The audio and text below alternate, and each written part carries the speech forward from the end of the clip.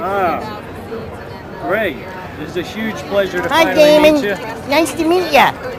Wow, this is fun. A real interview with a poster and everything, just like a real EPK.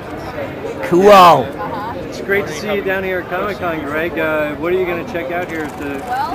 Well, I'm very much into the fact that Punky Brewster is now on DVD. That's good. And I hear they're releasing a whole bunch of figures from the cartoon series, so I can't wait to get my Comic-Con exclusive Glomer and a glow-in-the-dark Cherry. That's going to be great. And a George Gaines. And he has a replaceable head so that he can also be Commandant Lassard from Police Academy. Yeah. That's going to be fun. And I like the Wiggles. I hope they're here. They are great artists. They are very talented artists. Yeah. Do you get bothered by other people a lot, or are you... people is mostly nice to me. I think a lot of people can't see me because I'm very short. So I have to just make sure not to get trampled by Jedi. Stormtroopers, man, there's so many of them, and their armor's really heavy, so you just got to watch out whenever you see the 501st Legion coming at you. But mostly I've been getting along okay here. You know, people have been very nice to me that did recognize me. Some people think I'm Bunny Rabbit from Captain Kangaroo, but whatever, an autograph's an autograph, you know. I'm not choosy. It's all right. Speaking of, well, all right, first let's talk about your incredible success. Oh, well, thank you. Yeah. Yeah. But you've changed a little bit over the years. Now, when I first watched you on IFC, you seemed like you've got some innocence. But then on the Fox show, maybe you grew up a little? Well, on the Fox show, they wrote a lot of scripts for me. And they wanted me to be sort of older and edgy and in your face, you know, this ain't your daddy's Bunny Rabbit, you know, and they wanted me to be like, you know, a smart wisecracker, because apparently those are the types of characters that people like. So I don't know why we got canceled. You know, I tried, you know, what you talking about, Jimmy, and catchphrases like that, and none of it caught on. But I underwent some physical changes for the Fox show. I was given a pair of glass eyeballs. And actually, they felt great. I mean, suddenly I could see, I had peripheral vision for the first time in my life. They felt good. They were moist. It was wonderful. And just when I got used to them, the show got canceled, and some guy from Fox repossessed my eyeballs. Took them right off my head. And I had nothing. I didn't even have buttons. I just had a couple stitches, and I was knocking into everything, and some kindly old nun took me in and took a button off her jacket, put one over here. I was walking in circles. Finally, I got the buttons back, so they're all right. But man, I tasted me some juicy eyeballs, and that was pretty sweet. I also had a moving mouth on the Fox show. I don't have that no more. Oh, I noticed that. And yeah, I was always getting flies caught in it. And so, I guess you're not opposed to cosmetic surgery. No, you know, puppets go under the thread needle all the time. You know, Count Blas had so many face tucks. You know, it's unbelievable.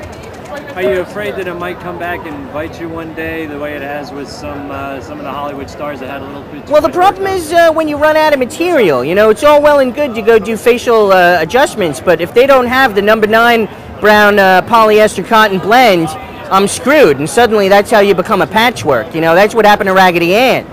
You know, that wasn't an intentional look. She just ran out of material, and suddenly, the next thing you know, you look like an AIDS quilt. Yeah.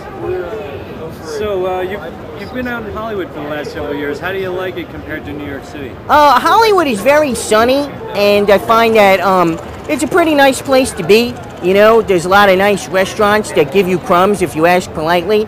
And Seth Green is there, and he lets me stay in his birdhouse, which is good.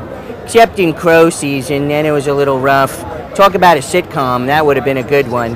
But anyway, New York is also a great place. It's just people are a lot meaner and people are a lot less tolerant of puppets in New York City, I think. There's more anti-puppetism? Yeah, they wear it on their sleeve a little more. There's more like puppet hatred. It's okay. It's like going down to Alabama or something. They're really not shy about letting you know what they think of you when they see you. Whereas in Hollywood, everybody's a little nicer to you because they think you might be on Sesame Street or you might work for Jim Henson. So, like so many young Hollywood stars, you enjoyed some fast success. You shot to the top. Yep. Then that success, some of it got a little bit pulled back. So did that, are you jaded by that experience? No, I'm not jaded. I just wish that everyone at Fox would die. No, that's just kidding. You know what? I'm not jaded by it. It's just that if they could have kept me on the air, it would have been really nice, because they took me off, and I think it was mean, because suddenly I was relying upon the money and the fame and the stardom, and the next thing you know, they don't even pay your hotel bills anymore. They just literally kick you out on the street. But, yeah, you know, I tasted the good life for a little while, and it tasted like bubble gum. Well, I loved the Fox show, but I tell you the truth, I prefer your parodies because, you know, less humans, less human interference, saving your screen time. Well, it's easier on the neck because you don't have to look up. You know, Eugene Levy's a tall man, and the fact that Warren the Ape is only about an inch taller than me, it's a lot easier. And, you know, you don't get quite as many star egos, and you don't have to worry. It's easier to shoot and all that stuff. So I like being on cable TV.